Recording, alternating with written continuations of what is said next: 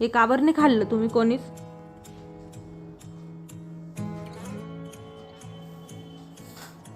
हे का नाही खाल्लं?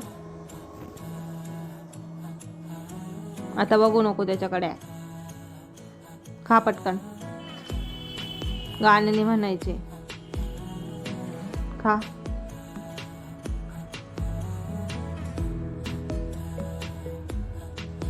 पूर्ण संपवून टाक. काहीच खाल्लं नाही.